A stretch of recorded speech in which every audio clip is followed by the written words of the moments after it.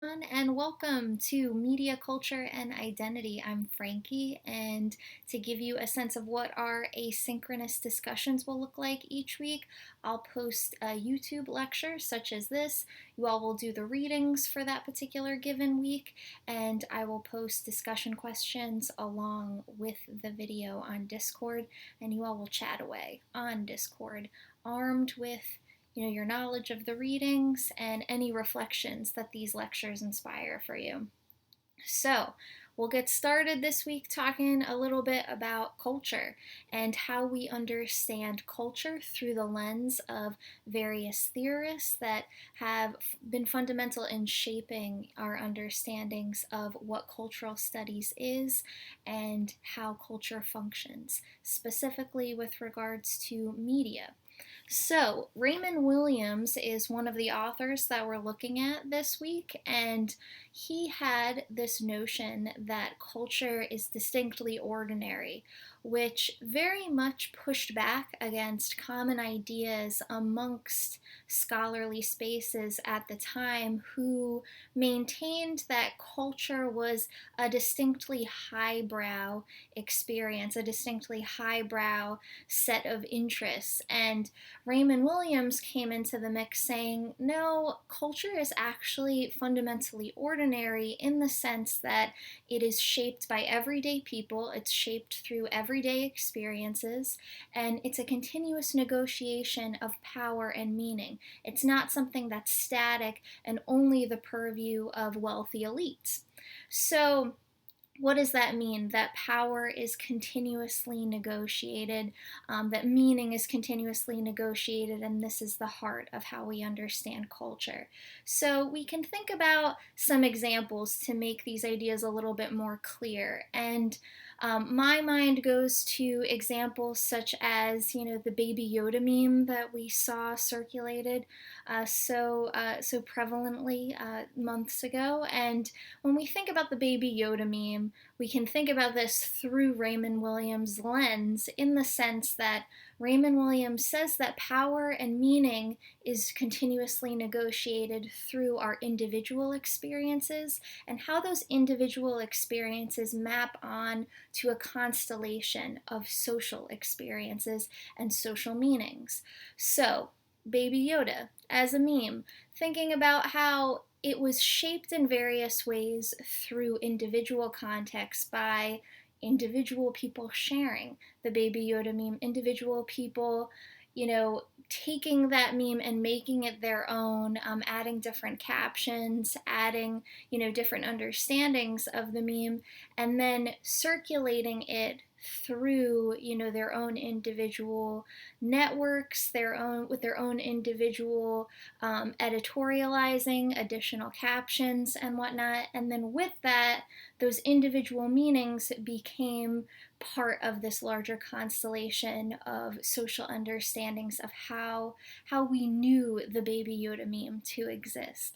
So when we think about beyond the Baby Yoda meme, because there's, a whole world of culture, obviously, beyond the Baby Yoda meme, we can think about how Raymond Williams' notion of high and low cultural distinctions is very much challenged by a digital culture in the sense of, we could even look to examples like TikTok and how, medieval history and medieval memes have, definitely become a trend. And that started by, folks sharing medieval history and sharing understandings of medieval history, which is something that we tend to grapple with in scholarly spaces. But we saw how understandings of medieval history then, became trends and became filtered through TikTok and taken up by different TikTok users to then impact how people understood medieval history. So that notion of medieval history just being relegated to scholarly understandings became challenged by how it was taken up and filtered through the robust dynamic space of TikTok. So another example that can help us further investigate what it looks like for culture to be ordinary, what it looks like for power and meaning to be negotiated, and that being the heart of cultural experiences and understandings of culture.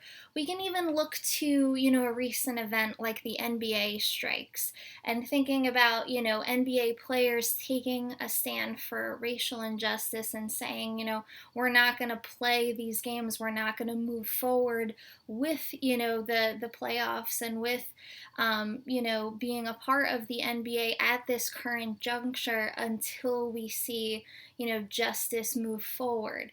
And understandings of that strike were filtered in many ways through, different media platforms. And filtered through platforms in the sense of, we saw cable news shows talking about it. We saw memes being disseminated that were impacting people's understandings of the strike. We saw various headlines and, various think pieces shaping people's understanding of the strike and all of this conversation around how people were initially calling it a boycott. And then there's a clarification that, a boycott is pulling one's support for, purchasing particular goods and services, whereas a strike is, workers making the stand that they're not going to work, they're not going to, show up at their jobs, and, noting that this was distinctly a strike and not a boycott. So there we saw meaning and power being negotiated through how those understandings of the NBA strike were filtering through the cultural imagination and circulating. So moving into another one of our readings for this week, we were looking at Horkheimer and Adorno's piece around the standardization of culture. So Horkheimer and Adorno put forth this idea that culture was operating like a factory that was shaping our tastes and preferences. So basically, understanding culture as, this mass conformity of tastes and ideas, and those, that sense of conformity was being pushed forward by various cultural spaces. So I'm interested in what you all think about how, conformity and standardization, so standardization in the sense of, making everything look the same. So thinking about it, as synonymous in this particular context with, the notion of conformity. So we're thinking about how, digital culture and this particular cultural moment that we're in that's so much so shaped by digital spaces, how standardization and conformity takes shape today.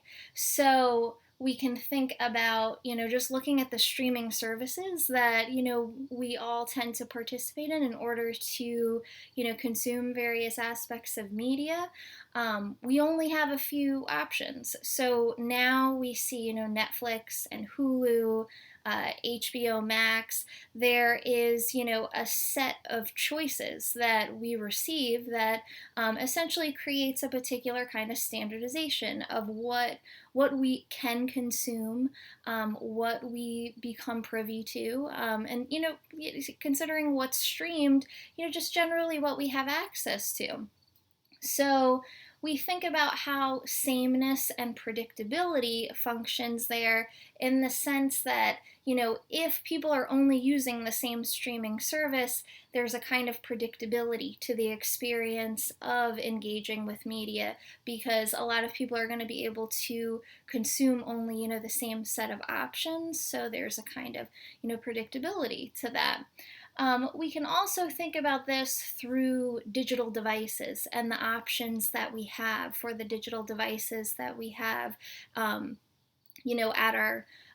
at our disposal. So thinking about, there's particular companies, there's particular carriers that, we are able to purchase digital devices through, and that creates a kind of sameness and predictability to how we're going to, be engaging with our phones, be engaging with digital devices, and of course, the iPhone reigns supreme in a big way in terms of what digital devices we have at our disposal. So we point all this out to note that Horkheimer and Adorno were really interested in how that sense of sameness and predictability, it creates a kind of streamlined experience for media, and it can kind of give the illusion of choice when we only have, a particular set of choices to choose from. So thinking about those limitations that are created, there's not a whole lot of wiggle room that we can engage with to, express, our various forms of individuality and preferences, because, we only have certain things at our disposal. So then moving on to the Joe Littler piece about ideology, we're thinking about how the notion of ideology kind of gets wrapped up and intertwined with, Raymond Williams' notion of culture being ordinary, Horkheimer and Adorno's notion of standardization and conformity when it comes to our various cultural preferences and our various forms of media that we're exposed to. So, with that, there are particular ideologies that get filtered through how, we understand culture at play here. So, to make this a little bit more concrete, Joe Littler points out, the notion of consumerism is one particular ideology that gets filtered through culture, that gets disseminated through culture. And when we think about how consumerism functions as an ideology, we think about how ideology in this context is defined as, a system of beliefs or a set of ideas that work to uphold a particular set of power dynamics. So, consumerism in this particular case works to reinforce the notion that, we need to buy particular things in order to express our individuality, in order to, experience pleasure, in order to be good citizens. So, there's a whole lot wrapped up in how consumerism and the things that we consume reflect who we are, and how we relate to others and whatnot. So I'm interested in our class discussion this week for you all to investigate these ideas a little bit further by, one, identifying a particular advertisement. And advertisement, it can be, an Instagram ad, like an influencer promoting a particular product. It could be a Facebook ad for a particular thing. I want you to choose one advertisement that you identify. And I want you to investigate what ideas and beliefs are being communicated through that advertisement. And then to follow Raymond Williams' notions of how culture is this continuous negotiation of power and meaning, I want you to investigate one particular recent event that you found really interesting, something that resonated with you or just struck you as surprising or interesting, and really investigate how you saw audiences making meaning out of that event. So, more context on that in the discussion questions that I'll post. But I look forward to hearing what you all have to say about the readings this week and to investigate some of these ideas further with you. So, have a great week, y'all.